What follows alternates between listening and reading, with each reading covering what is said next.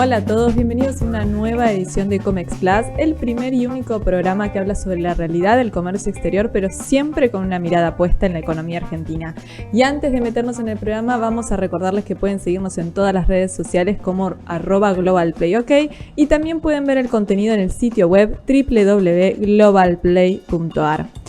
Para comenzar, queremos agradecer primero que nada el premio que hemos recibido por parte del Comité de Distinciones de RSC Comunicativa, especialmente a Guillermo Petruccelli y a todo el equipo de RSC Comunicativa.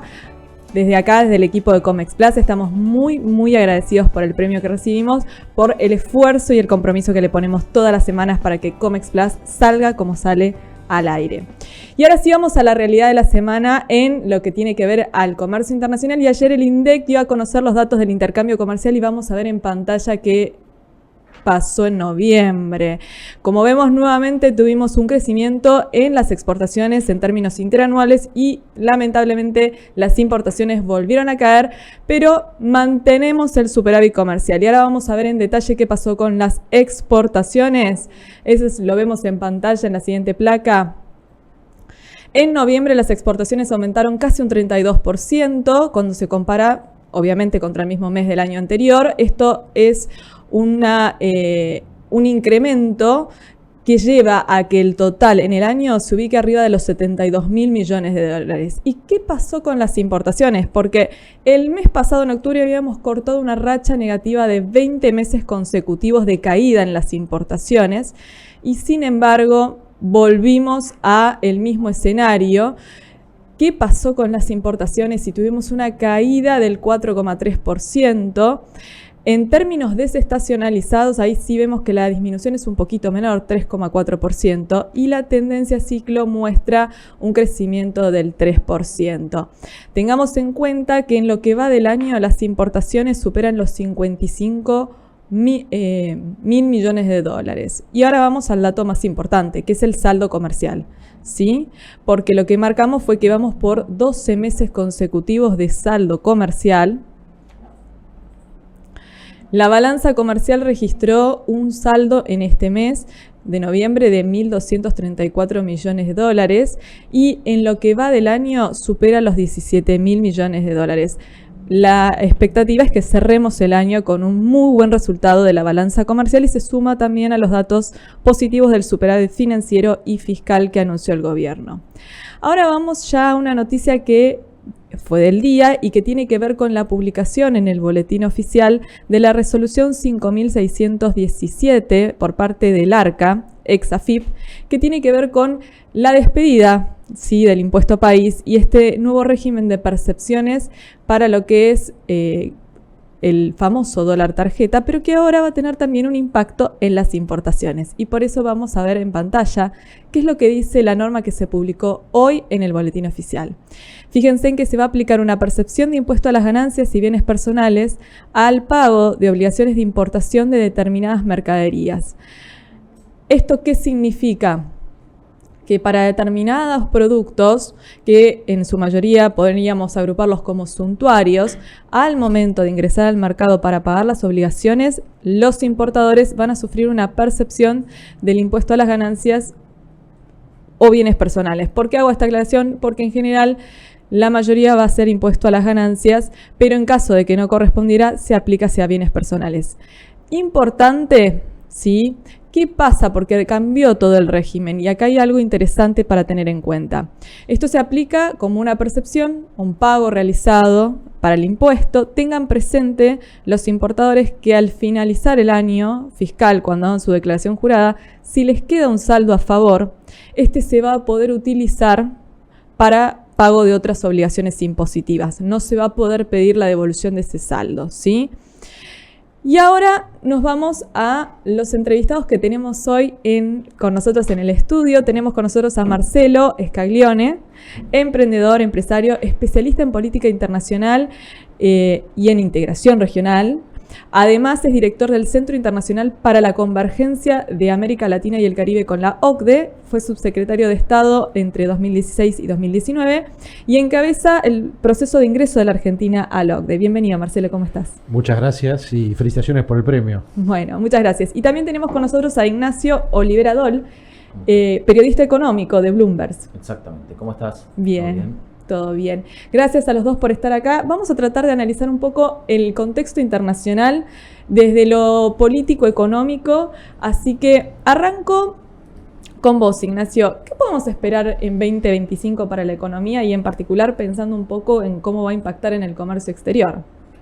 Bueno, las proyecciones sabemos son, no solo había ya buenas estimaciones de cara al año que viene de parte del gobierno, sobre todo en cuanto a crecimiento, a mejora de la balanza comercial con respecto a los años anteriores, quizá no tanto con respecto a también incluso a superávit fiscal, sino también el hecho de que el gobierno estuvo mejorando muchísimo la credibilidad en cada una de estas proyecciones que hace, ¿no? Sabemos que el gobierno llegó en los primeros meses de este año, lo que vimos es como el gobierno tuvo que empezar a dar señales en un contexto en el que tenía una bajísima credibilidad y solo a partir de eso pudo ir reconstruyéndola, pero llegamos a fin de año prácticamente con un consenso de mercado con que el gobierno va a poder ir avanzando sobre todos los desafíos que tiene. Hay una confianza para mí inédita para un gobierno que llegó con un nivel de credibilidad tan bajo en los primeros meses. Tuvimos un crecimiento muy, muy fuerte que está dándole cierta fortaleza a todas estas proyecciones que se estaban esperando para el año que viene. Hay obviamente un montón de preguntas y de debilidades que se pueden, o incógnitas que pueden verse hoy en el plan económico, pero dado que el gobierno este año logró lo que todo el mercado consideraba que era imposible, entonces se le asigna como una alta probabilidad de ocurrencia a todas estas estimaciones que al principio sonaban muy optimistas, ¿no? Como este gobierno logró lo imposible, entonces es probable que logre sortear el año que viene cuestiones que generaban muchas dudas en los últimos meses, como que, por ejemplo, la economía argentina no tenía la capacidad como para ir generando la cantidad de dólares que necesita para el funcionamiento de la economía y para pagar su deuda, ¿no? Más allá de esta lectura que hiciste de la balanza comercial, que es muy positiva, todos sabemos que para el año que viene las proyecciones son un poco más apretadas, ¿no? Que estamos viendo una caída del saldo comercial y que la Argentina viene sufriendo un déficit de cuenta corriente en los últimos meses que está mostrando que la situación no le permite, por ejemplo, salir del cepo cambiario por el bajo nivel de reservas netas en el Banco Central que tiene, por el gran caudal de pesos que todavía quedó en algunos stocks atrapados. O sea, hay muchas incógnitas, pero dado que en circunstancias mucho peores a las actuales, el gobierno logró ir sorteándolas, entonces hay una buena cuota de confianza para el año que viene. Y hablaste del tema de las reservas y se confirmó que oficialmente la Argentina empezó las negociaciones con el Fondo Monetario por el acuerdo.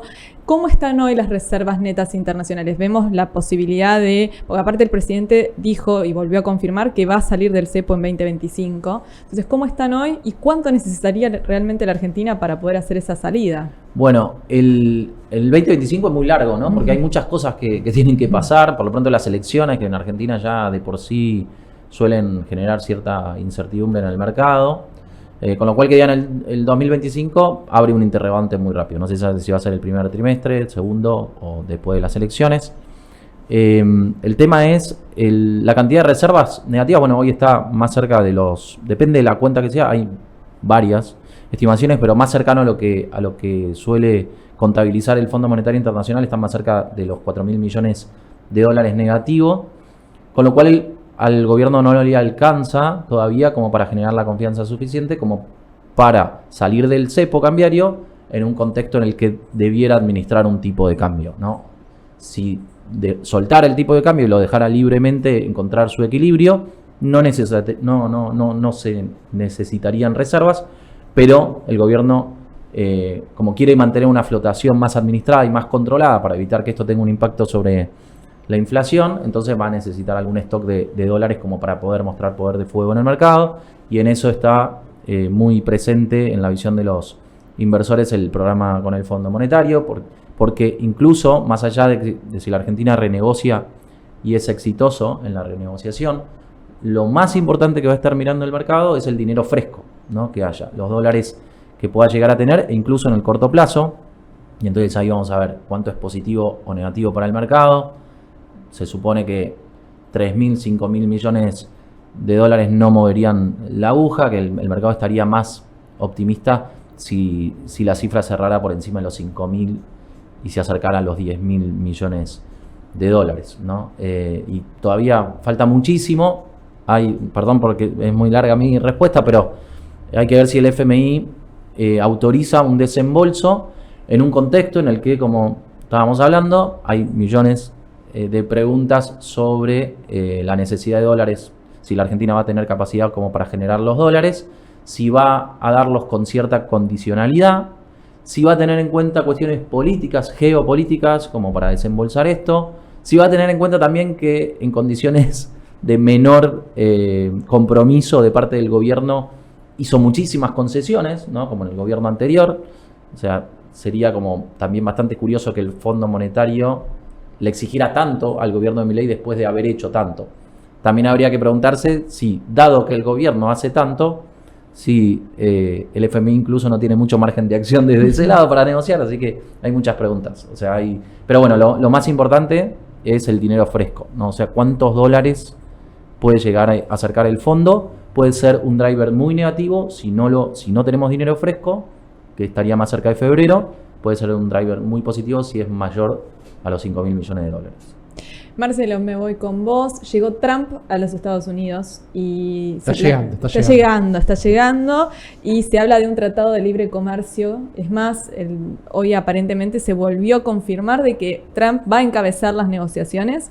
¿Cómo ves vos este posible acuerdo de libre comercio entre Argentina y Estados Unidos? Bueno, en primer lugar, necesario. Recordemos que Argentina es uno de los países con menor cantidad de acuerdos comerciales del mundo. Argentina tiene acuerdos únicamente hoy, o mejor dicho, hasta el día anterior a la firma del Acuerdo Unión Europea-Mercosur, que falta la ratificación, pero es un acuerdo más, con el 9,5% del PBI global.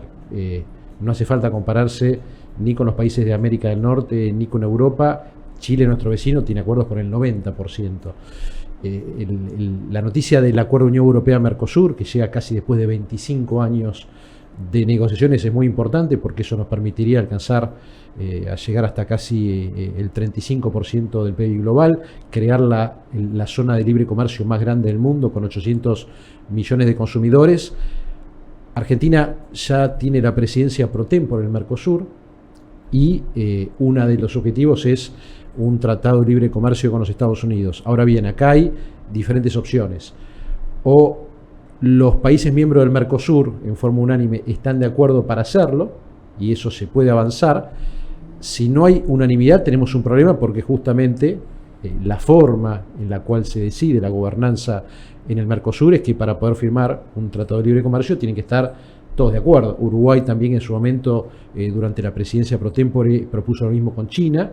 Entonces, o están todos de acuerdo y se puede avanzar, o si no, bueno, yo creo que ahí Argentina va a proponer una modificación de las reglas de juego para la firma de tratados comerciales que permita una mayor flexibilidad a los países. Hoy estamos encorsetados y no se puede.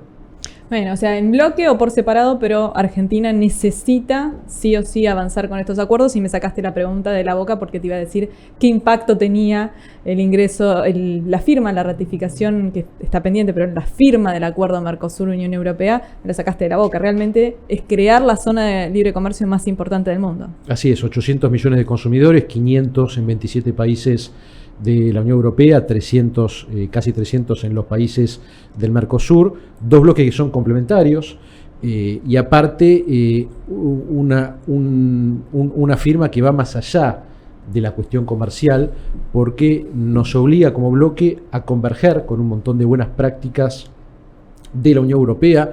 Recordemos que de los casi 25 bloques comerciales que hay en el mundo, el Mercosur también es el más cerrado de todos, porque Brasil también es una de las economías más cerradas del mundo. Entonces, la sumatoria de una economía cerrada como la Argentina, junto con la de Brasil, que Brasil esconde un poco las cosas, porque con 200 millones de habitantes, muchas imperfecciones de su economía quedan un poco perdidas ahí adentro, pero Brasil también es un país extremadamente cerrado y está claro que tenemos que aprovechar una situación geopolítica que no se da desde el fin de la Primera Guerra Mundial. Es decir, hoy el mundo nuevamente está en guerra, Europa está en guerra después de la Segunda Guerra Mundial y necesita alimentos, producimos alimentos, necesita energía, producimos energía, necesitan minerales críticos como el cobre y el cobre y el litio para ir hacia la electromovilidad. Los tenemos en abundancia, necesitan también zonas para equilibrar el cambio climático y las tenemos. Es decir, hoy América Latina y el Caribe, el Mercosur, tiene muchas de las soluciones que el mundo demanda. Ahora eso también al mismo tiempo necesita de un liderazgo fuerte de la región para salir al mundo, abrirse y aprovechar estas oportunidades. La ventana de oportunidad es muy corta, no va a durar más de 2 o 3 años, hay que aprovecharla. Tomo lo que estás diciendo y me estás diciendo hay una ventana de oportunidad y por otro lado hay toda una corriente que está queriendo decirnos que estamos yendo a contramano del mundo, que en el mundo hay una tendencia proteccionista y que Argentina justo eligió el momento para abrirse. ¿Esto es real? ¿Latinoamérica está enfrentando un proceso de proteccionismo? ¿El mundo está dentro de una ola de proteccionismo o no es tan así? Sí, yo diría... no diría todo el mundo, vamos por parte. Está el caso de los Estados Unidos, ya lo ha anunciado el presidente Trump, que va a abrir barreras comerciales, mismo con sus socios de Canadá y de México, incluso con China, que también es su principal socio comercial, tanto en términos de importaciones como exportaciones. Evidentemente, hace 20 años la situación era distinta. La globalización generaba un mayor nivel de apertura. Lo que pasa es que en los últimos 20 años fuimos a contramano del mundo y nos cerramos. Ahora, el mundo constantemente necesita de bienes, de servicios, de capital intelectual. Puede haber momentos en donde hay mayor o menor nivel de apertura. Lo que no podemos continuar, recién veíamos el nivel de exportaciones argentinas. Exportar 70.000 millones de dólares en el mundo no es nada.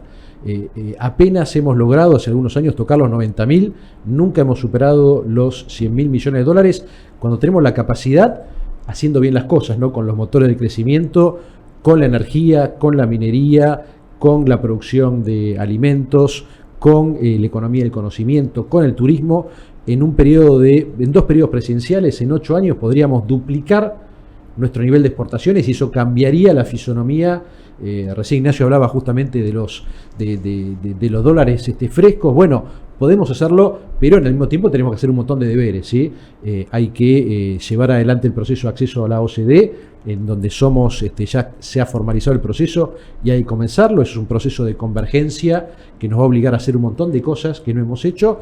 El acuerdo con la Unión Europea también. Entonces, al mismo tiempo que tenemos un mundo un poco más cerrado, pero que igual necesita, Asia, África necesitan alimentos, entonces tenemos que aprovechar estas oportunidades, pero al mismo tiempo tenemos que aprovechar también para transformarnos y darles al mundo otra fisonomía distinta a la que hemos dado en los últimos años.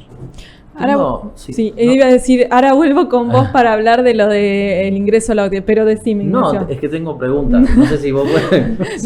Debería dar respuestas. No, por favor. Cambiamos de conductor. Aprovechando que está Marcelo, ¿por qué caen tanto a los dos? Porque son especialistas en comercio exterior.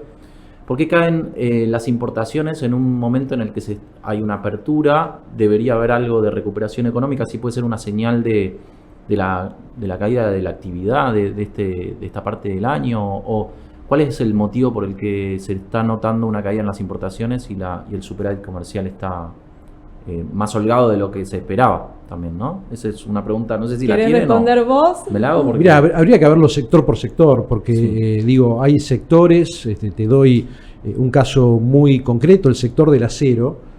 Techín por cada dólar que importa, exporta $3, ¿sí?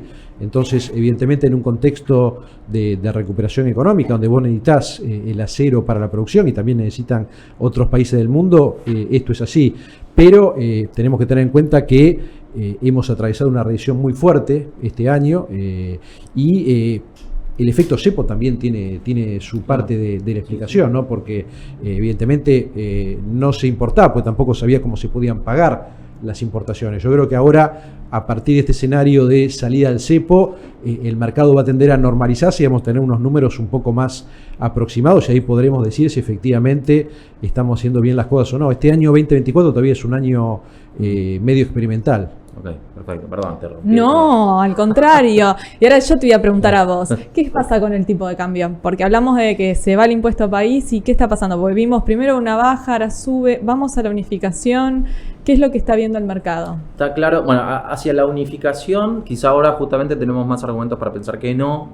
Aumentó bastante la brecha, más influida por el shock externo, pero era algo que podía pasar.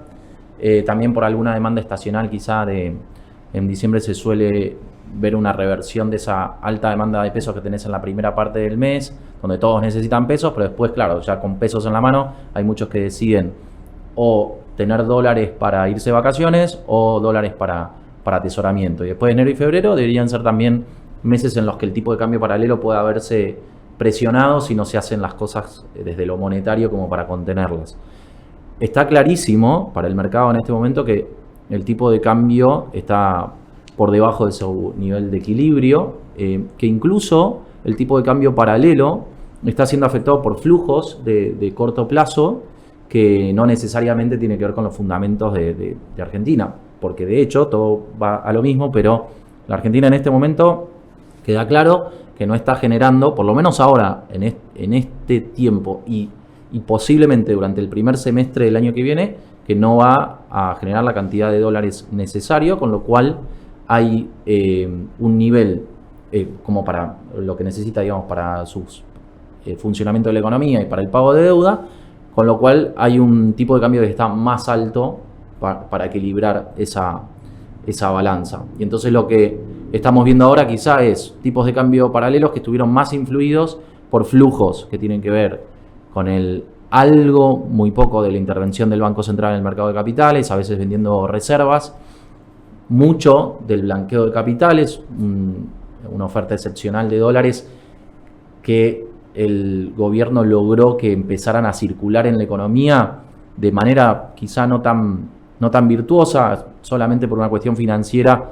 El Banco Central está logrando comprar dólares, pero eso no necesariamente es un mecanismo que le permita ir mejorando sus reservas netas e ir despejando las expectativas de evaluación hacia el futuro, sí hacia el largo plazo. Sí, en el corto plazo le permite ir mostrándole al mercado que no se va a mover, que va a lograr mantener esa política y entonces logra que algunos empiecen a deshacerse de sus dólares, ¿no? Pero hay mucho de flujo y poco todavía de fundamentos en los niveles del tipo de cambio, con lo cual es entendible que veamos que en la medida en que hay un shock externo o que ese flujo vaya desapareciendo, que el mercado empiece a ver un tipo de cambio un poco menos apreciado de lo que vimos en las últimas semanas. Bien, y vuelvo con vos, Marcelo. Antes de que te vuelva a preguntar Ignacio, te pregunto yo. Ya lo podés traer como conductor, ¿eh? Te pregunto. Vamos al tema de la OCDE, porque yo sé que vos liderás el proceso de ingreso de la Argentina. No desde el gobierno. No, desde el sector privado. Y del otro lado tenemos pymes que nos están escuchando. ¿Cómo les puede impactar a ellos? ¿De qué manera se pueden ver beneficiados con que la Argentina finalice el proceso de ingreso? Bueno, en primer lugar, digamos que para finalizar hay que tener un poco de paciencia porque es un proceso que es largo, que es difícil y complejo. Siempre preguntan, bueno, ¿en cuánto tiempo vamos a ser país miembro de la OCDE? Yo respondo como todas las cosas de la OCDE basadas en evidencia. A Chile llevó 6 años y fue un proceso mucho más corto porque tuvo que pasar menos exámenes que los que tiene que pasar hoy Argentina o Brasil. Y a Colombia, que es el último país de América del Sur que ingresó en la OCDE, le llevó 8, los 2 mandatos completos del presidente Santos, con lo cual ya estamos hablando de entre 6 y 8 años para pasar exámenes en 26 comités y grupos de trabajo. No son como los exámenes de la facultad que estudiás, rendís 2 o un final, o rendís un final y estás 3 días estudiando antes, viviendo a mate, y lo aprobás y ya está. No, son exámenes que pueden durar varios años, materias complejas como lucha anticorrupción, temas ambientales, temas evidentemente macroeconómicos. Hoy ya comenzó la evaluación macroeconómica de la Argentina, que ya se hizo 2 veces en el gobierno de Mauricio Macri. Volvió el equipo que hizo esas evaluaciones, estuvo hace 15 días en el país, y ya está en marcha el primer estudio económico de Argentina bajo el paraguas del acceso a la OCDE. Hay exámenes que tienen que ver con la educación, las pruebas PISA, hay exámenes que tienen que ver con cuestiones de salud, exámenes que tienen que pasar en las provincias, ¿sí? Yo siempre digo que es muy importante el trabajo que se puede hacer a nivel macroeconómico o a nivel de la apertura comercial, pero que en definitiva los que tienen que estar muy interesados en la integración en el mundo son los territorios, porque las inversiones o el comercio no llegan ni a la Casa Rosada, ni al Ministerio de Economía, ni a la Cancillería, llegan a los territorios, y es ahí donde se juega la batalla. Te puedo decir que si tomamos 3 tipos de plazos, en el largo plazo la OCDE representa la posibilidad de pasar del subdesarrollo al desarrollo en 25 años. Eso de manera concreta, si vemos la experiencia de los países europeos, asiáticos, la experiencia de los países que están transitando Europa del Este, en menor medida América Latina, porque ingresaron hace menos tiempo en la OCDE. O sea, en largo plazo es la posibilidad de ser un país desarrollado haciendo un montón de transformaciones. En el mediano plazo vos podés tener, y trabajando justamente aplicando los estándares de la OCDE en instituciones, en temas económicos, en temas de capital humano, en temas ambientales, podés llegar a tener ganancias en términos de PBI, de mejoras, que pueden alcanzar el 10% del PBI por año. Y en el corto plazo, y eso ya lo pueden decir muchas empresas, mejora el financiamiento, mejora las condiciones del costo de capital. ¿Por qué? Porque ya estar en un proceso de acceso a la OCDE implica que vos estás señalizando un montón de transformaciones que estás obligado a hacer porque te metiste en el proceso de acceso. Y eso significa para aquellos que prestan, están diciendo, bueno, hay determinadas cosas que el gobierno y los distintos actores van a hacer para mejorar, y al mismo tiempo Argentina tiene un montón de oportunidades. Hablamos de justamente un mundo que necesita alimentos. Hoy tenemos un poquito menos de 47 millones de habitantes, exportamos alimentos por 400 millones de dólares, podríamos hacerlo para muchísimo más. Hoy Paraguay en términos relativos tiene 6 millones de habitantes y exporta por 60 millones, es decir, Paraguay exporta más que nosotros en términos de alimentos. La exportación en términos energéticos, ya a partir del año que viene vamos a tener balanza comercial positiva en términos de energía, y se espera que en el 2030 esa balanza puede llegar a representar 30.000 millones de dólares. Estamos hablando casi de la mitad de lo que es la balanza comercial de hoy, únicamente hablando de energía. El mundo necesita gas y tenemos en abundancia. Ahora eso hay que llevarlo a los distintos mercados que lo necesitan. El tema de los minerales, lo mismo. Hoy Argentina exporta por 6.000 millones de dólares de minerales. Es ínfimo, cuando comparamos con lo que tiene Chile. Chile representa 10 veces más y tenemos más minerales que Chile, con lo cual ahí tenemos, por eso haciendo la cuenta, si vos haces el agregado de la cuenta, vos podés llegar perfectamente a duplicar tu nivel de exportaciones en 2 mandatos presidenciales. Eso te cambia absolutamente la fisonomía, pero el mundo también te exige un montón de reglas.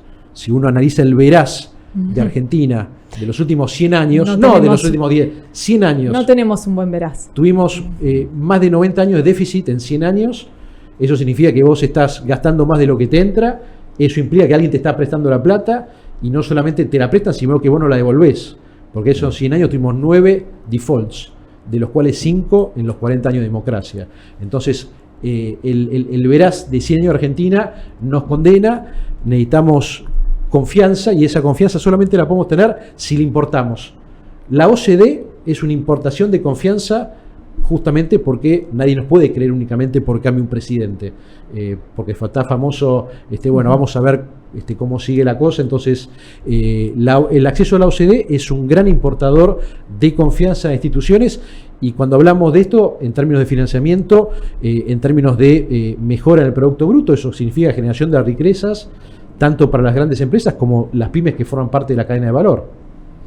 Bueno, les voy a hacer una pregunta a las dos y que sean lo más concretos para cerrar. ¿Cómo ven el 2025? ¿Quién quiere arrancar? Mira, yo, perdón. Dale, así tomo agua. Pero voy a ser conciso. Le das un descanso. Para mí podés dividir en trimestres los posibles El mercado, sobre todo, va a estar atento a drivers o a señales. En cada uno de los trimestres vas a tener una. Si, por ejemplo, este año tuvimos primer semestre, el mercado estuvo viendo como lo que se llama como el delivery. O sea, cuánto el gobierno de todo lo que prometió puede ir materializando, ¿no? Y eso generó una buena señal. Tercer trimestre tuvimos el blanqueo de capital. Bueno, ahí estaba la ley base esto. Tercer trimestre tuvimos el blanqueo de capitales, un driver muy positivo. Cuarto trimestre Trump también fue como clave sobre la expectativa de oferta de dólares en el futuro. Primer trimestre del año que viene, el FMI, como decíamos. Segundo trimestre del año que viene, el agro, la cosecha, cómo viene. Hay buena expectativa en cuanto a las cantidades, hay que ver los precios, ¿no? Supongo, saben más ustedes. Tercer trimestre, las elecciones legislativas, en base a cómo haya ido yendo todo esto. Y cuarto trimestre, creo que ya se tiene que empezar a ver algo de vaca muerta, ¿no? Cómo la balanza energética empieza ya a garantizar para Argentina los dólares que siempre se esperaron del agro, ¿no? Y eso en materia cambiaria, que es la gran duda que todos tenemos, es como la pata floja de este modelo, me parece que van a ir arrojando las señales que está esperando el mercado. Marcelo. Vamos a tener un buen 2025. Decir esto en Argentina es medio extraño. Las previsiones de la OCDE están en un 3,6% de aumento del PBI, venimos de un decrecimiento en el 2024. Yo creo que vamos a estar por arriba de esa previsión de la OCDE. La OCDE siempre es bastante conservadora a nivel de sus previsiones y como recién decía Ignacio, tenemos elementos que nos hacen pensar que luego del esfuerzo que está haciendo toda la población, porque es un esfuerzo colectivo este ajuste. Yo viví 12 años en Francia, recortar medio punto del PBI en Francia te queman Champs-Élysées. ¿Sí? Acá no, por favor. Acá son 5 puntos en un año. Y con una relativa paz social. Estamos en diciembre y se está llegando con una relativa paz social, con lo cual el ajuste ha sido fuerte, pero ha sido fuerte justamente porque los ciudadanos creemos que es necesario y tiene que ver con la mejoría en el futuro. Bueno, les agradezco a los dos por haber venido, por su visión, por el análisis. Espero verlos de nuevo el 2025 para seguir analizando y dando buenas noticias, porque al fin y al cabo estamos cerrando un año 2024 que creo que ninguno nos esperábamos el cierre tan positivo como el que estamos teniendo. Exactamente. Siempre que diciembre es complicado, vos lo dijiste.